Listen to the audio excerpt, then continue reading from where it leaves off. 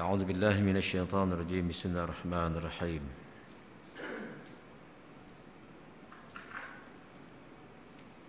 السلام عليكم ورحمة الله وبركاته الحمد لله الذي هدانا لهذا وما كنا لنهتدي لولا أن هدانا الله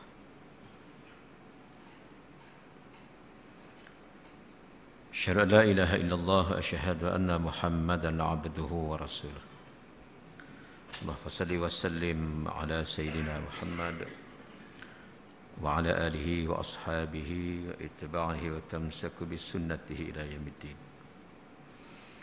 سبحانك لا علم لنا إلا ما علمتنا إنك أنت العليم الحكيم لا حول ولا قوة إلا بالله العلي العظيم وبعد Alhamdulillah, mari sama-sama kita awali pertemuan mulia ini dengan mengucapkan setinggi-tinggi kesyukuran kepada Allah. Justru masih lagi Allah melimpahi kita dengan rahmatnya untuk kita datang kemari memetik beberapa mutiara daripada Allah Rasulnya untuk menambah ilmu dan meningkatkan kefahaman. Kita gunakan dalam beramal. Moga-moga dengan amalan yang berteraskan ilmu dan bertunjangkan kefahaman ini akan menjadikan amalan kita lebih tepat dengan apa yang dicontohkan Nabi kita Muhammad sallallahu alaihi wasallam. Dan dengannya kita mengharapkan dipermudahkan laluan kita untuk sampai kepada Allah Subhanahu wa taala. Kasihi Tuan Imam Surau, pengurusi Saf Mentadbir Surau, Fadilah Ustaz, muslimin muslimat yang dirahmati Allah sekalian. InsyaAllah malam ini kita berkongsi peringatan Nabi kita Muhammad sallallahu alaihi wasallam mengenai membuka penutup pintu kebaikan.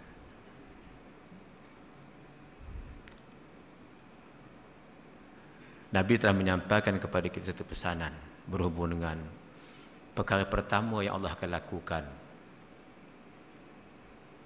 untuk membawa kita ke arah kebaikan. Qala Rasulullah sallallahu alaihi wasallam,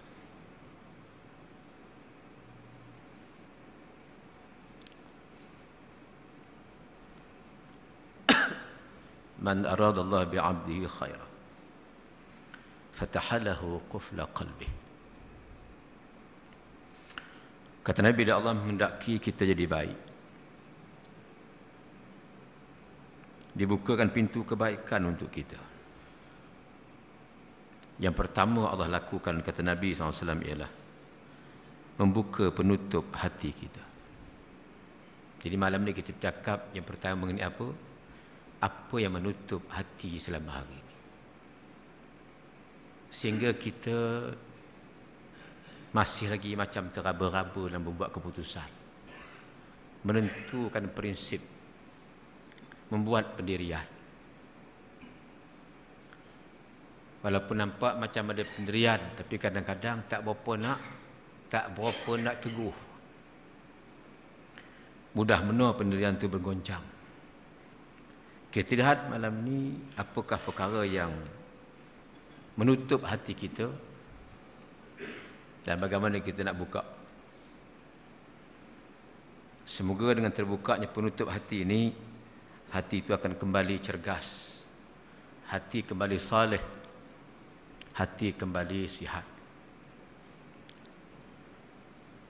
Menghuraikan perkara ini, Ibnu Yaqub menyebut ketika memberikan syarahan kepada hadis ini. Hadis ini diriwayatkan oleh Abu Syekh Abi Zar sampai kepada kita menerusi Imam Nawawi rahmatullah alaih. Kata beliau, apakah yang menutup hati kita? Beliau bahagikan penutup ni kepada dua section. Ini section 8. Penutup ni ada dua section. Section pertama dia kata apa? Penutup yang dipanggil al-ghafil. Penutup yang namanya kelalaian. Hati kita ditutup oleh satu benda yang namanya lalai. hati dalam kelalaian. Dan ramai orang tak sedar hati dia tu lalai. Dan yang paling hebat dalam Quran Allah sebut, yang paling ramai masuk neraka pemirsa, orang lalai. Yang paling ramai kata orang akan aku humbankan ke neraka pun besok orang lalai. Allah sebut dalam surah Al-A'raf ayat 179 yang biasa dibacakan kepada tuan-tuan.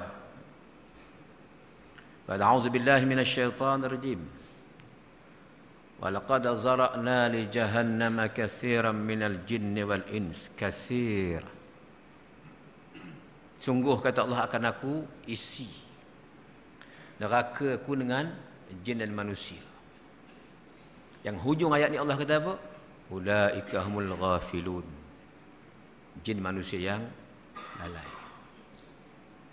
Kelalaian merupakan antara sebab paling ramai manusia terhumban ke neraka Allah SWT. Apa lalai mereka? Kalau kita ambil dalam ayat ini sahaja Allah sebut 3 perkara. Pertama, lalai memahami. Mereka ada hati, mereka tak faham.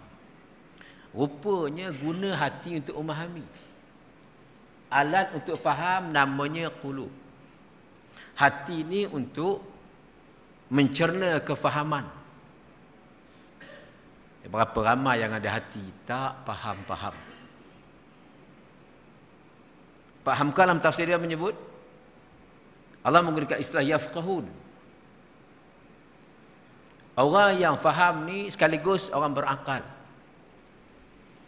Dan orang yang faham berakal kata beliau, bukan sekadar faham apa yang tersurat, tapi dia faham apa yang tersirat.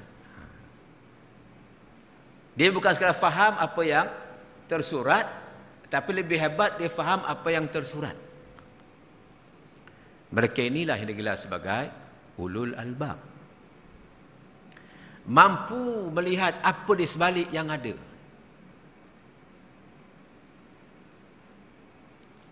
Jarang yang buat gitu kan. Walaupun dia nampak, tapi dia cuba nak menafikan apa di sebalik yang dia nampak ni. Yang disebut oleh ulul albab apa dia? Kata Allah, mereka nampak apa di sebalik langit, apa di sebalik bumi, apa di sebalik siang, apa di sebalik malam. Apa yang mereka nampak di sebalik itu? Mereka kata kuasa Allah, kehebatan Allah, kesempurnaan Allah, ilmu Allah yang maha hebat di sebalik semua ciptaan dan perbezaan siang malam. Dah nampak Allah tu hebat, apa maknanya? Itu yang tak faham ni. Dah nampak orang hebat, maknanya apa? Tuan-tuan, kalau kita nak berlawan, contohlah pasukan Malaysia, pasukan Selangor nak lawan pasukan Argentina, contohlah kan. Tengok sana siapa? Messi.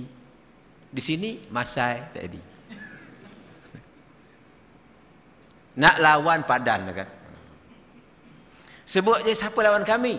Lawan kamu Argentina. Rasa macam mana? Selesa ke gerun? Tak tahu lu orang Selesa 8 hebat tu. Tak ada apa, boleh lawan, boleh menang. Itu lain kan. Tapi kalau dalam konteks pasukan bola dia sebut nak bertemu dengan orang macam ni saja, rasa apa? Sebab mereka nampak apa di sebalik nama tu. Kita bercadang nak ambil Ronaldo jadi pemain import Selangor. Terbayang tak apa kemampuan yang dia kat Selangor? Berapa harga Ronaldo tagak? Jadi bila Selangor kata dia nak ambil, maknanya apa? Nak beritahu Selangor banyak. Tak faham belaka. Jadi kata ulul albab, dah nampak langit ni hebat macam ni, bumi hebat macam ni, siang bertukar, kita tak boleh nak kawal. Itu maknanya apa? Hebatnya Allah. Tapi heran di sebalik kehebatan ni, tak tunduk juga demo. Rupanya kita tak faham juga apa di sebalik yang tersurat ni. Sebab itu kata Allah, mereka macam ni hanya layak dihumban ke neraka. Yang kedua, mereka ada mata. Mereka tak melihat. Yang ketiga, mereka ada telinga. Mereka tak mendengar. Kata Pak Hamka, mata dan telinga ni merupakan pintu luar kepada hati. Daripada apa yang mata lihat, yang telinga dengar, hati akan buat keputusan. Macam-macam kita lihat, macam-macam kita dengar. Lain pula keputusan yang keluar.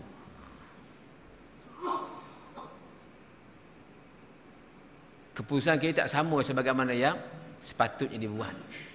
Yang tak melambangkan kita faham apa yang kita lihat, kita faham apa yang kita dengar. Berapa ramai hari ni yang begitu. Sebab itu Allah kata, kalau itu rupa kamu, ulaika kal an'am. Kamu hanya layak duduk di kem binatang. Kamu dah sama dengan binatang. Binatang lebih teruk lagi. Maknanya apa? Lebih teruk daripada panda lagi. Setiap-tiapnya panda dapat ke rumah berjuta kan. Dan mereka lah kata Allah orang yang lalai. Dan Allah sebut untuk mereka ni kata Allah paling ramai akan masuk neraka. Hati kita tertutup dengan pertamanya kelalaian ini. Dan ketika mendetailkan perkara ini, Imam Muhammad Husaini menyebut, apakah dia tanda-tanda lalai itu? Pertama, secara urutan. Saya kongsikan beberapa tempat untuk menyelamatkan kita daripada termasuk golongan yang teramai masuk neraka. Pertama kata beliau, tanda orang lalai, mereka tak tahu beruntung. Tak rasa bersyukur.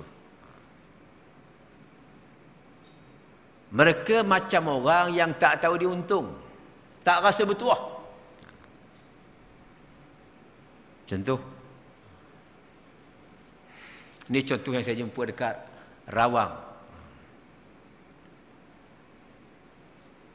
Ada seorang hamba Allah.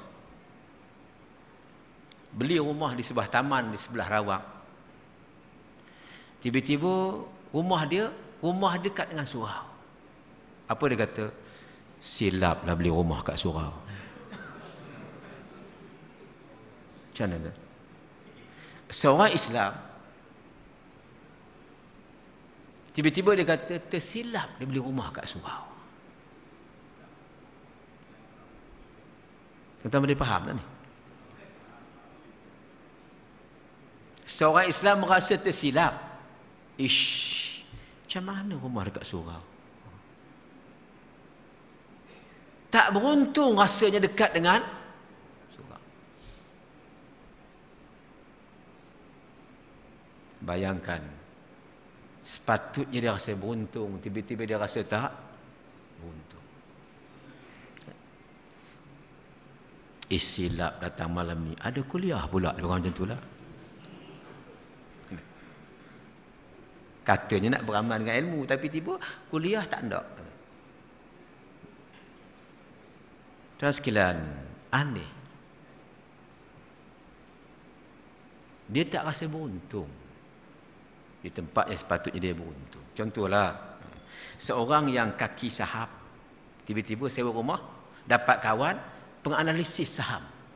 Dia rasa bertuah ke tak bertuah? Aku silap. Macam mana aku boleh kawan dengan penganalisis saham ni kan? Engkau bukan kesuka main saham. Itu lain. Kenapa jenis orang pula ni kan? Patut seronok kan, sebab apa? Kaki saham dapat kawan penganalisis pasaran saham. Yang lebih hebat daripada itu apa dia? Mereka tak rasa beruntung mereka jadi orang Islam. Seolah-olah tak rasa beruntung menjadi Islam. Hingga kamu disebut Islam rasa tak seronok pula dah.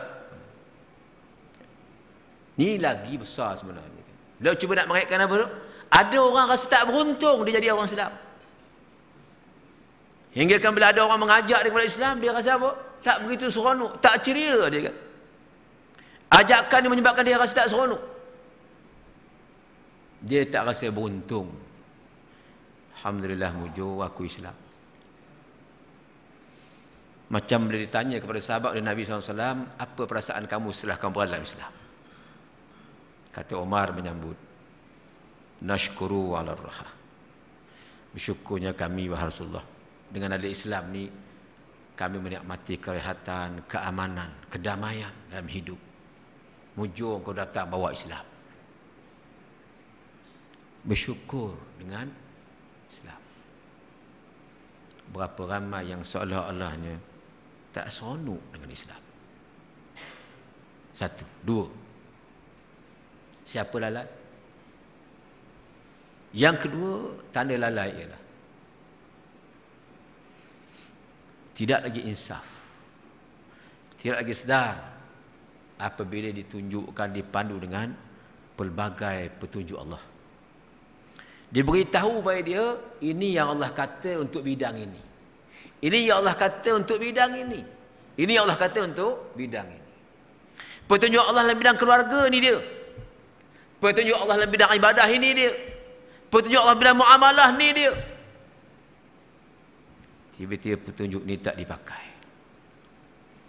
Kita buat ikut style kita, kehendak kita. Terujalah saya bila menerima satu SMS daripada seorang perempuan. Ustaz, saya dalam perjalanan balik rumah mak bapak saya. Sebabnya suami dah 2 hari tak balik. SMS tak balas. Telefon tak angkat. Saya balas kat dia balik. Puan, sila ghostan. Tuan-tuan tahu faham ke ghostan ni? Quran Syalam dia bahasa sangat sikit, sila reverse gitu. Ghostan tak faham. Agak jadi dia pun tak faham, dia kata, boleh tak ustaz telefon saya? Dia pun tak faham kan? Saya kata, puan, petunjuk Allah pada puan macam mana? Boleh ke puan tinggalkan rumah tanpa izin suami ni? Apa kata Nabi kita Muhammad SAW? Langkah pertama puan, bahkan niat puan tu pun, dah melayakan puan menerima kutukan, sampailah puan berhenti tadi. Dan kita tak tahu berapa ramai malaikat yang kutuk sikap puan. Yang kutuk langkah puan. Bayangkan kalau langkah yang dikutuk ni sampai depan rumah bapak. Kalau bapak jadi faham tak apa, oi nanti engkau jangan pijak tangga aku. Engkau ada suami engkau balik. Tu kalau bapak faham. Kalau bapak pun senada, elok engkau balik, aku penggeram lama dengan dia dah habis. Kutukan masuk dalam rumah mak bapak. Petunjuk apa dia? Jangan tinggalkan rumah. Sekata balik. Dan dalam perjalanan balik tolong istighfar. Sejak bila Islam mengajar kita keluar rumah perempuan ni kan? Baru 2 hari, bukan 2 bulan. Saya kata dah habis ke berah? Ikan bilis tak ada dah. Gula dah tak ada dah. Yang itu ada lah ustaz. Dah pasal apa keluar rumah?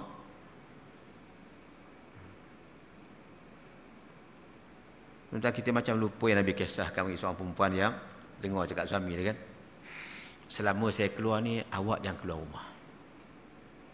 Dia tak kediakan ayah dia sakit. Datang keluar beritahu, bang ayah sakit. Apa ni, jah ayah sakit. Yelah tapi saya tak boleh balik sebab suami tak boleh keluar rumah. Datang lagi, jah teruk dah. Tak apalah, sekian salam je lah. Saya tak boleh balik sebab suami tak ada rumah. Sampai ayahnya akhirnya meninggal kan. Baru suami balik. Isteri pula lurus. Suami kata, ada apa? Ayah meninggal bang. Atas awak tak balik ke? Bang kata suruh tunggu rumah. Tapi rupanya besar hadiah dia. Sampai dia mimpi ayah dia masuk syurga sebab apa? Sebab tahan anak ni pada suami dia. Kita pakai tak petunjuk ni? Pantang sikit nak lari, pantang sikit nak balik. Kita orang apa? Lagi tu juga kes kat Subang ni. Ustaz, sudah cerai kat isteri saya. Apa pula dah? Pasal apa? Bengkin aja alasan dia. Petunjuk Allahnya macam mana? Sebab itu kata Al-Husaini, kita dah tak sedar dah ada petunjuk Allah. Untuk yang ni petunjuk dia. Tapi kita pula tu kan, ada bab kita bukan main beria-ria nak petunjuk. Bila coklat, kalau melompat kita bab coklat kan.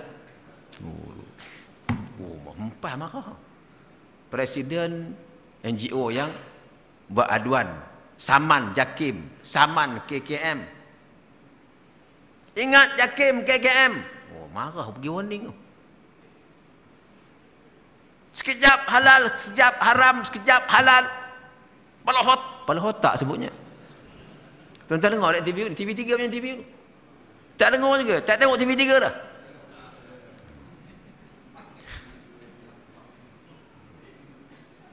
Disebut kepala otak dia. Marah betul. Sampai tambah DNA ni. Agak kalau coklat sekutu babi lagi uhara kan. Baru DNA nampak ke? DNA ni mana tahu apa? Yang tak nampak tu, tapi benda tu dikatakan ada, percaya kita kan? Tapi bila Allah kata ada, tak percaya pula.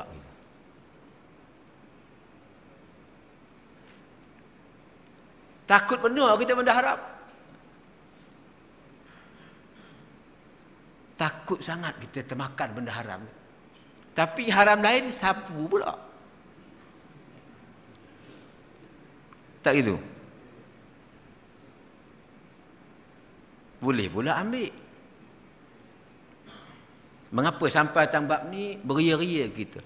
Kita tak nampak DNA babi. Marah kita kan? Sebab ada. Tiba-tiba kita tak beli DNA takabur, DNA sombong, DNA riak. Tak kisah. Sedangkan ketiga-tiga ni pun akan menghantar kita ke neraka.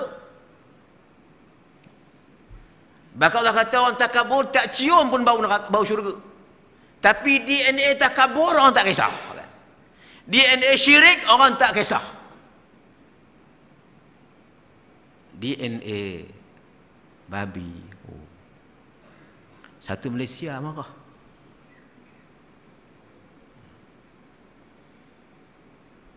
Kita dah lupa petunjuk Allah. Tahu sekalian, habis tu nak makan tak sekelak ni? Sebab dah halal. Tak berapa lori dah masuk dah. Dulu apa? Dulu sosis. Macam juga dengan sosis kan? Kita dah buat kajian sarungnya haram. Sarung. Sosis halal. Sarung haram. Tak dah seminggu. Halal agak balik. Allahu'alam. Cuma adab yang diajar pada kita apa dia? Petunjuk kepada kita apa dia? Pertama, petunjuk syarak. Syarak kata ada lagu halal, balun. Sebab halal. Siapa kata? JAKIM kata. Jadi siapa yang nak ikut JAKIM sila. Pergi order coklat selori, tak masalah. Tapi kalau kita nak pergi step further. Kita ambil pendekatan warak. Warak apa dia? Berhati-hati.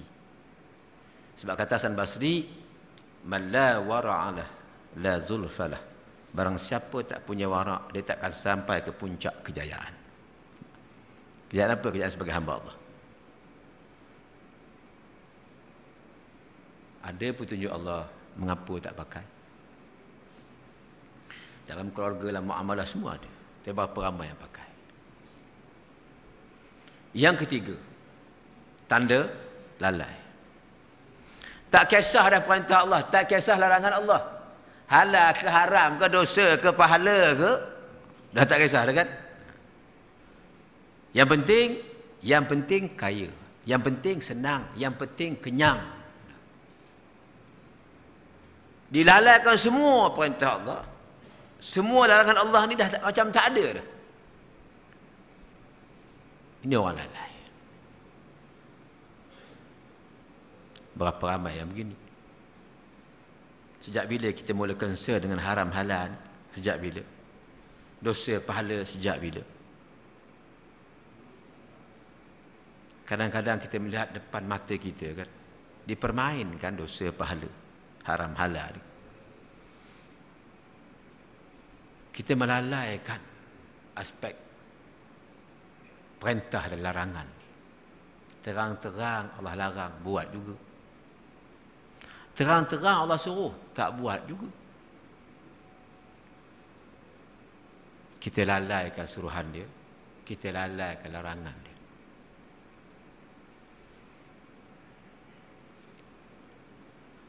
Macam mana kita nak sampai pada Allah? Allah suruh kita adil.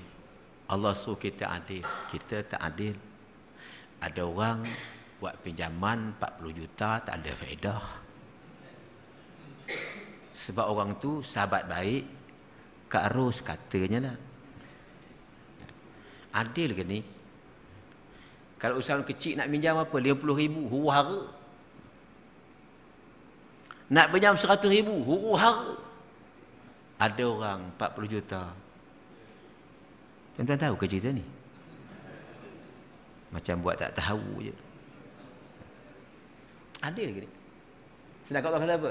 I'dilu, berlaku adil lah kau. Tapi tak kisahkan kita apa benda kita. Kita pecat orang macam itu adil ke?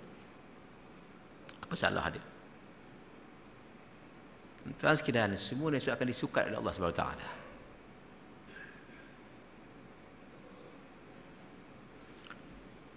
Kita ambil kira ke yang Allah larang? Semuanya kita salah mengenepikan kan? Allah larang judi, larang. Tak ada apa. Macam itulah juga kan? Saya ringkas yang kelima. Yang kelima kata beliau, tanda lain pada kesibukan kita dengan hal ehwal duniawi kita, urusan dunia kita, pembangunan kita, sampai lupa pada Allah. Sama ada pembangunan itu menepati ke tak menepati ke, kena ke tak kena dengan Allah, tak penting. Kita lupa pada Allah. Sibuk kita dengan seluruh kerjaya kita sampai apa? Nak sembahyang pun lupa. Kadang-kadang sampai tahap tu kan. Sibuknya sampai apa? Lupa dah. Sampai ke titik yang paling utama, paling penting, nak solat pun lupa. Sibuk banyak. Bahkan sampai ke peringkat kita kata solat boleh tangguh, mesyuarat tak boleh tangguh. Sebab tu kalau kita perhatikan mesyuarat, kalau tangguh sebab apa? Kita tangguh mesyuarat makan tengah hari, bukan sembahyang, makan tengah hari. Jarang-jarang kita dengar dah masuk solat dah ni. Lagi 5 minit nak masuk zuhur, kita berhenti solat dan kita makan. Selalu dia berhenti sebab apa? Rupanya pejabat sini alim belaka lagi-lagi tu. 27 tahun saya bekerja. Saya tak dengar ayat ni. Mesyuarat daripada kementerian, jabatan, antara jabatan. Tak pernah kita dengar kita berhenti solat, tak ada. Bahkan satu mesyuarat saya hadir, sampai mesyuarat tu melangkau tahun baru. Sebab mesyuarat tu 31 bulan 12. Habis 2 pagi. Gila punya mesyuarat. Siapa nak sembahyang keluarlah.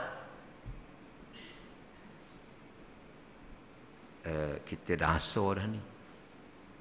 Agak kalau cakap macam tu agaknya apa? Reput lidah agak.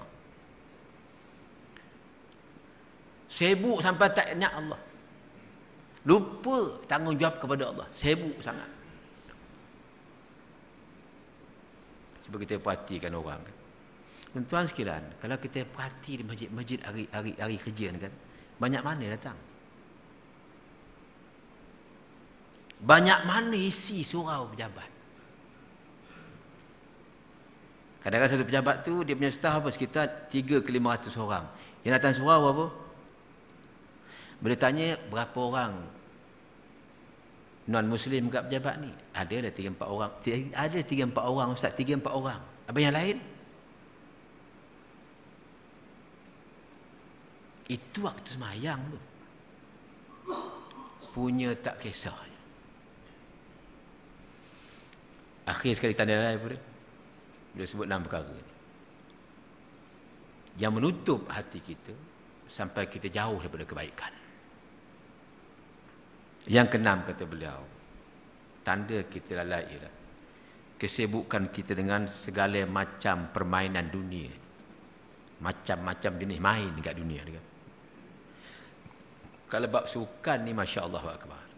Baru habis FA, masuk pula Piala Super. Tak habis lagi. Saya terkejut semalam dimaklumkan. Dah menang dah. Nak ready pula untuk Liga Super. Pemain kita tak dan tangan stokin agak. Punya sibuk main. Kita ada puluhan piala dekat sini. Daripada padang paling besar sampai padang paling kecil. Ke mana gitu? Paling besar, golf. Sekali cangkul, 500 hela. Cangkul kedua, 300 hela gitu. Nak tengok bola terbang, turun. Masuk tak lubang? Apa nama?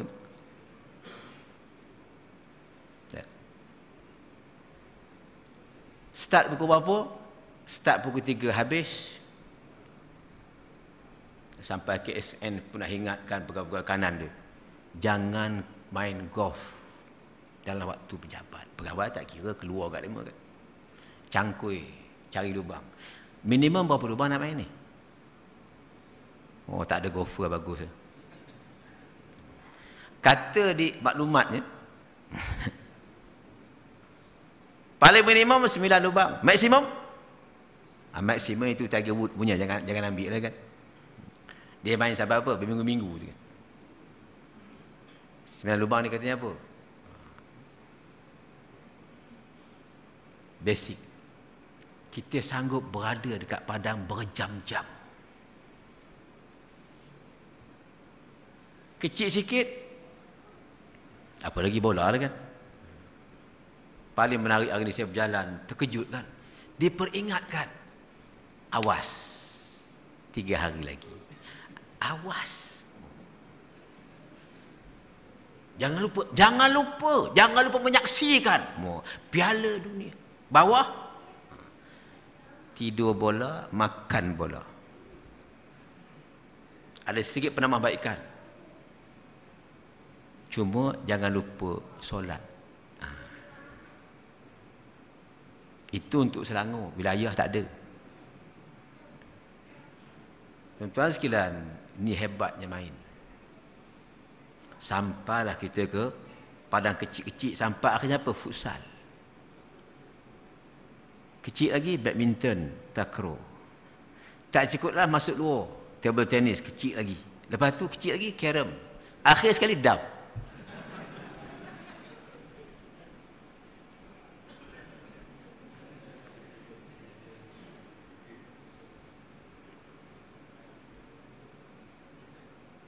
Lepas itu kata Husaini, bayangkan hebatnya kelalaian ini.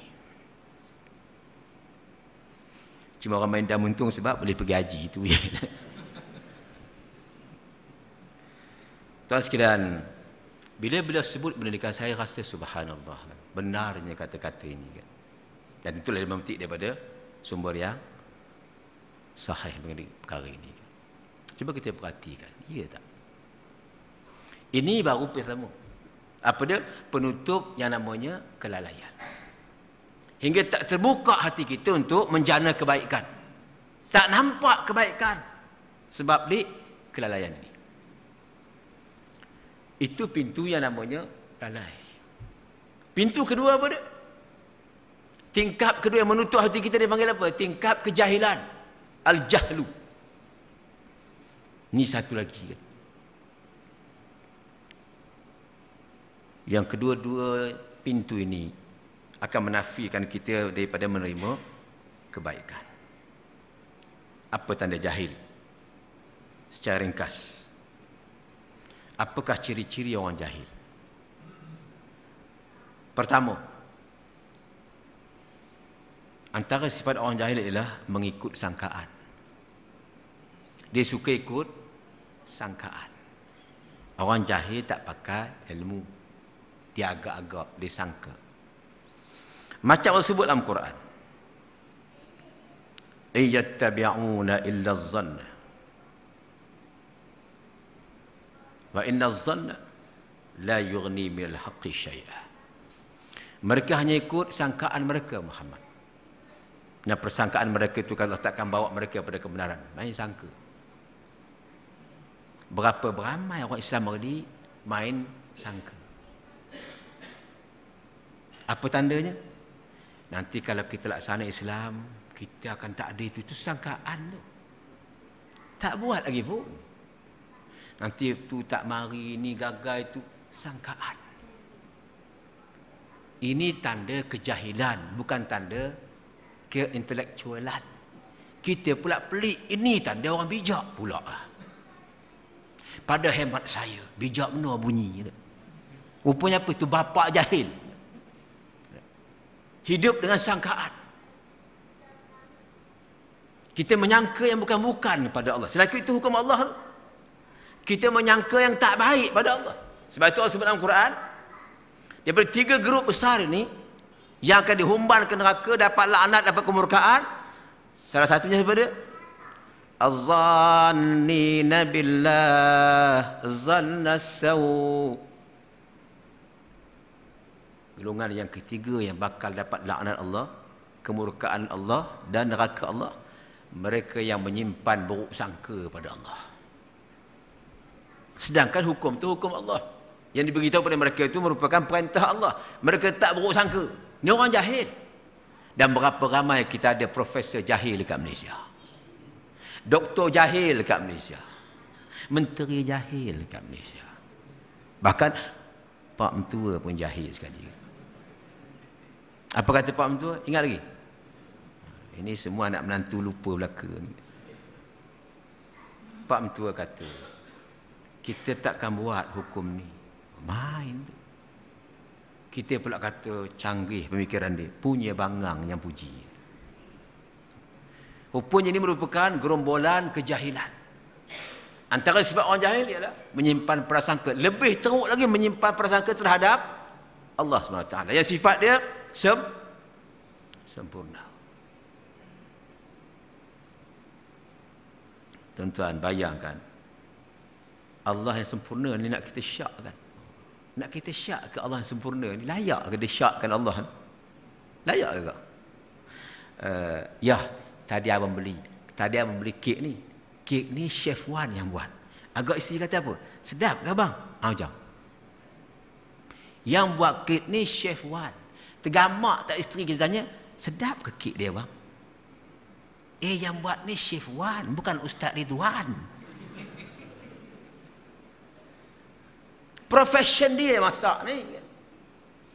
Nak letakkan ragu ni munasabah lah sikit kan.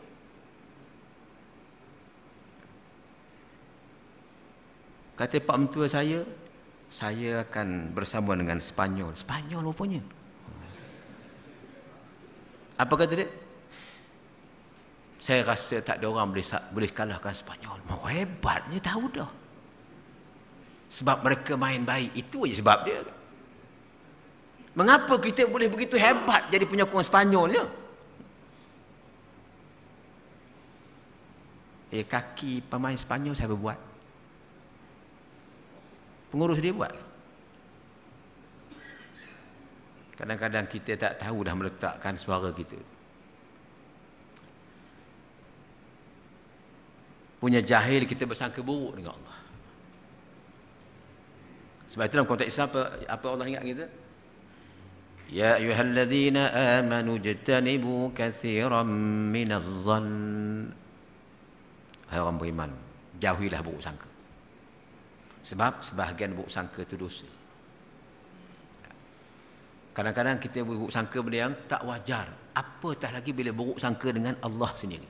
Buruk sangka dengan Nabi sendiri. Buruk sangka dengan Islam bahkan. Boleh ke Islam? Mampu? Astaghfirullahalazim. Yang cakap tu orang Islam. Yang menyembah Allah. Jadi anehlah kalau kita dah tak yakin dengan Allah yang kita sembah. Dia sembah ni buat apa? Rupanya sebarang persangkaan ni itulah lambang kita jahil. Yang kedua, tanda jahil. Orang jahil lah orang yang membuat pengesahan atau penolakan yang tidak beralasan. Lazimnya dia tak apa. Aku tak suka itu aja. Oh, dia itu kan. Alasan tak ada. Hujah tak ada. Pasal apa tolak ni?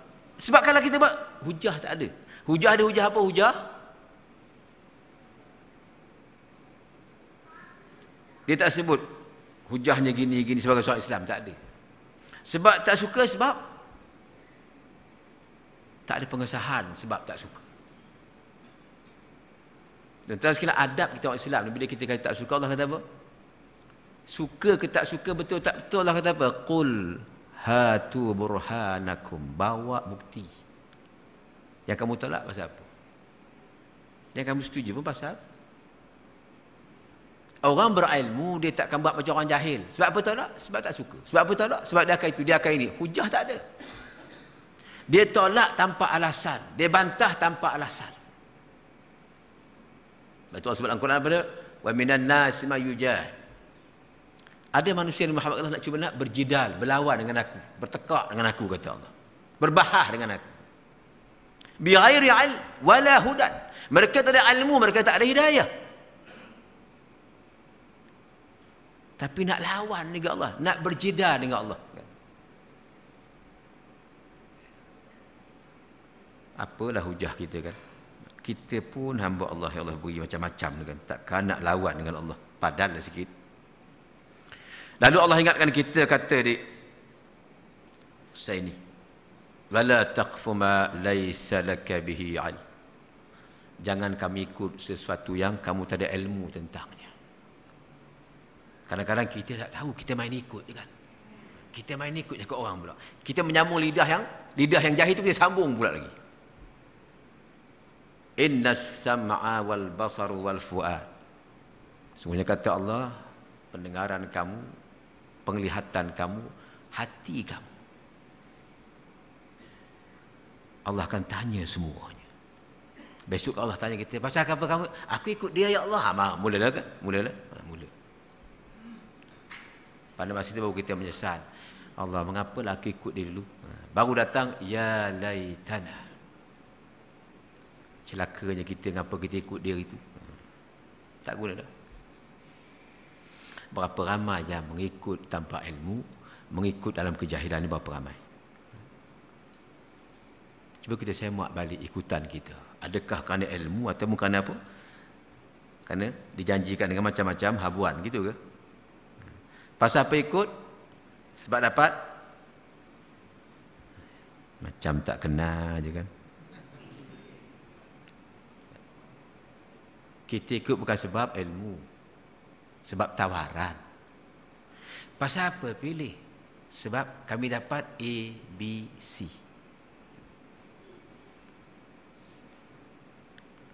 Kita ikut sebab tawaran. Bukan sebab hujah. Anehnya kita kan. Orang berilmu pun boleh makan benda ni kan. Apa tak lagi orang lain kan. Yang berilmu pun kantoi juga.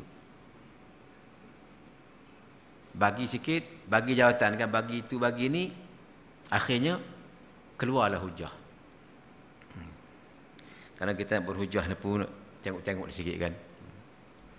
Ada orang tak banyak mana ilmu tapi nak berhujah dengan ilmuwan dunia. Kesian juga tengok ni kan. Kita kena bezakan penceramah terkenal dengan ulama terkenal lain. Boleh faham ke? Kita jangan jadi kismis sebelum jadi anggur. Faham? Tak faham juga? Balik je. Ada orang belum jadi kismis, belum jadi anggur dah jadi kismis. Hebat penuh rasa kan. Nak komen orang ni tengoklah sikit kan. Tolong baca sampai habis dulu kan. Baru komen. Orang tulis kitab, kita tulis cerpen, jauh benar beza dia.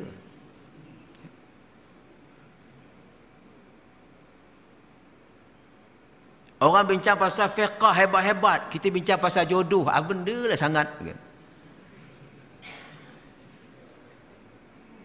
Allahu Akbar kan. Agak-agak lah kan. Kadang-kadang kita yang menampakkan apa? Siapa diri kita semua. We are just showing our real colours. Siapa sebenarnya kita? Jahil. Yang ketiga, tanda jahil.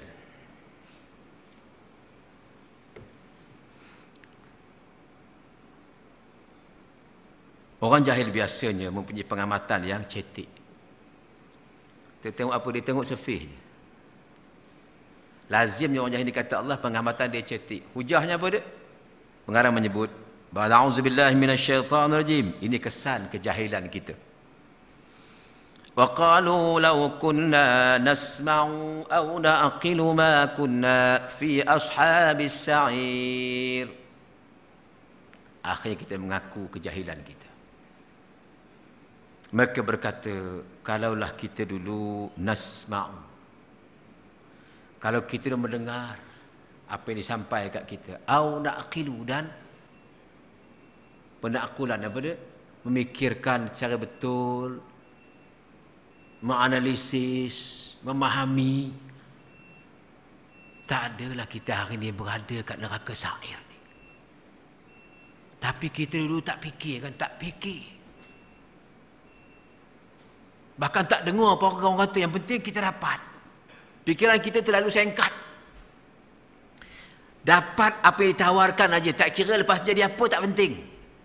Yang penting dapat sekarang. Akhirnya kita berada kat sini sekarang. Singkatnya akal kita dulu. Cetiknya pemahaman kita sampai tak reti. Mana yang menuju ke akhirat, mana yang menuju ke dunia. Tak tahu kita. Tapi semua ni terdedah bila sampai di akhirat kita mengaku. Baru tahu mengapalah kita tak dengar betul-betul. Tak dengar betul-betul. Ada setengah ustaz baru mula, dia keluar dah. Ada juga kan. Tak dengar sampai habis pun kan. Kita tak dengar secara jelas. Kadang-kadang kesian kan. Kesian bila kita sepatutnya menerima secara jelas, tiba-tiba kita mendapat separuh. Akibatnya kita mendapat ilmu separuh. Cetik ilmu kita. Mengaji kalau kitab, kadang-kadang tak dan suku. Ramai hilang dah. Masa mula-mula buka kitab, 100. Lepas tu turun-turun akhir tinggal apa? Kadang-kadang kita tak mengambil kira kesabaran dalam menuntut ilmu. Akhirnya kita menyesal. Kenapa? Kita tak sampai ke hujung cerita. Yang keempat, apa ciri jahil? Orang jahil lazimnya orang yang tidak ada kesungguhan. A'udzubillahi minasyaitanirrajim. Fabashshir 'ibad alladzina yastami'una al-qaul fayattabi'una ahsana. Siapakah hamba-hambaku itu, kata Allah? Orang yang apabila mendengarkan ucapan, mendengar maklumat, menerima penjelasan penerangan, mereka memilih yang terbaik. Tuan-tuan sekalian, bila sebut pilih yang terbaik, ada proses kan. Nak pilih yang baik macam mana? Tuan-tuan masa nak pilih, lu ada proses tak? Tak ada proses masa pilih lu. Takkan terus-terus mimpi malam tu besok dah ada dah gitu kan. Kan kita tanya, rumah kat mana? Anak siapa? Kan tanya. Tengok dia dekat mana kan. Ada proses tu. Proses mencari yang terbaik. Kau tuan tengok di kedai emas. Pengalaman saya pergi kedai emas kan. Meraihkan anak kahwin bertunang. Dia punya pilih kan. Lepas satu nak ambil yang terbaik kan. Ini mah apa? 916. Ini mah apa? Ini apa? Masya Allah Akbar. Ini design bila? Design tak tahu bila punya. Sebab nak pilih yang terbaik. Proses nak beli tu. Saya kata kalau saya lah tukang mah tu, lari dah. Tak larat melayan kan. Sebab orang nak dapat yang terbaik. Mengapa tiba-tiba sampai nak pilih yang terbaik ni kita tak buat proses yang munasabah untuk dapat yang terbaik. Bab lain kita reti kan. Tambah-tambah kalau perempuan kan, dia punya gisar kain tu, dia tahu dah. Ini kain mana. Dia boleh tahu tu. Ini sutera Korea, ini sutera Malaysia. Kan? Ini sutera Selangor, ini sutera Kuala Selangor. Dia tahu.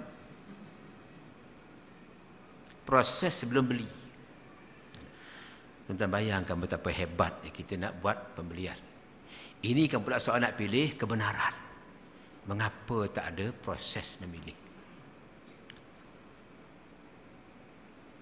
Yang kelima. Apa tanda jahil? Mengangkat apa yang dipanggil hamiyah jahiliyah. Yang diangkat ialah budaya jahiliyah. إذ جعل الذين كفروا في قلوبهم الحمية حمية الجاهلية فأنزل الله. Disebut mengenai hamiyah jahiliyah. Orang jahil biasanya dia akan angkat budaya kejahilan. Apa budaya kejahilan? Yang dibesarkan apa? Yang dibesarkan apa? Yang dibesarkan harta, pangkat, gelaran. Ini semua. Itulah kebanggaan jahiliyah. Hamiyah jahiliyah itu antara bermaksud apa? Dengan semua benda-benda. Hilang kebanggaan iman, kebanggaan soleh, hilang kebanggaan taqwa, tak ada. Orang tak bangga orang yang berpegang Quran, orang tak bangga pegang sunnah, orang tak bangga pegang Islam, orang tak bangga dah. Yang dia bangga apa dia? Tengok harta kaya berapa, tengok kita punya ni berapa, tengok kita punya saham berapa, tengok. Itu. Yang mereka banggakan ialah hamiyatul jahiliyah. Watak sifat budaya jahiliyah. Tak begitu kita hari ini. Kita bangga pencapaian ekonomi, pencapaian itu pencapaian. Kita lupa pada masa yang sama kita turun. Akhir sekali sebelum saya tamatkan, kemuncak jahiliyah apa dia? Allah sebut dalam Quran, afa hukmal jahiliyati yabghun. Kemuncak jahiliyah bila kita hidup dengan hukum yang bukan hukum Allah, itulah puncak jahiliyah. Apakah kau masih nak pakai hukum jahiliyah? Kamu nak pakai undang-undang sebab kamu beriman, itu isunya, sebab kamu beriman. Macam mana kamu boleh masih kekal dan sanggup kekal bersama jahiliyah? Wa man ahsanu minallahi hukman liqaumin yuqinun. Dan siapa yang lebih baik hukumnya, peraturan syariatnya selain daripada Allah kepada mereka yang benar-benar yakin dengan Allah. Jadi kemuncak jahiliyah ialah bila kita meninggalkan hukum Allah, tak bersama-sama menegakkan perintah Allah dalam konteks syariat ini, itulah puncak kejahilan. Jadi kalau kita ukur daripada 6 lalai, 6 jahiliyah, kita berada kat mana? Cuba kita renung-renungkan di mana kita di tengah-tengah hujah ini. Muslimin, muslimat di mata Allah sekalian. Kita sebutkan malam ni penutupnya. Penutup kepada kebaikan yang bakal kita dapat. 6 penutup yang menyebabkan kelalaian. 6 lagi kejahilan. Apakah yang akan buka penutup ni? Kita buka tutup ni tahun depan. Kalau tak bulan depan. Mari sama-sama kita insafi bahawa kita perlu membuang kelalaian, membuang kejahilan ini untuk masuk ke dalam hidayah Allah SWT. Izinkan hidayah masuk dalam hati kita dengan kita buang apa yang namanya lalai, apa yang namanya jahil. Moga-moga insya-Allah bila masuk hidayah itu, hati kita bercahaya, nampaklah laluan kita untuk kembali kepada Allah selaku hamba yang saleh dan salihah insya-Allah. Untuk malam ini sekadar itu.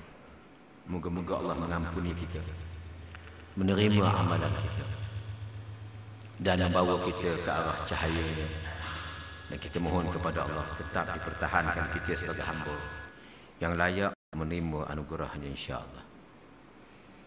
Mari sama-sama kita guna tasbih kafarah suratul Asr. Subhanakallahumma wa bihamdika asyhadu an la ilaha illa anta astaghfiruka. Bismillahirrahmanirrahim. Al-'asr. Innal insana lafi khusr. Illal ladzina amanu wa 'amilus solihat wa tawasaw bil haqqi wa tawasaw. Aqul qawli hadza astaghfirullah li wa lakum. Assalamualaikum warahmatullahi wabarakatuh.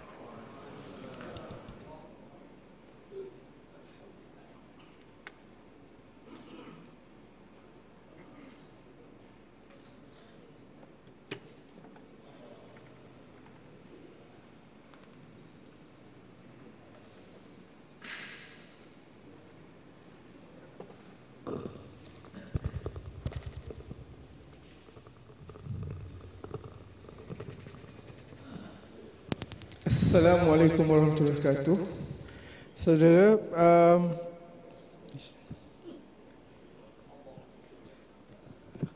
di sini ada satu pengumuman di mana pihak pengurusan Persatuan Pengurusan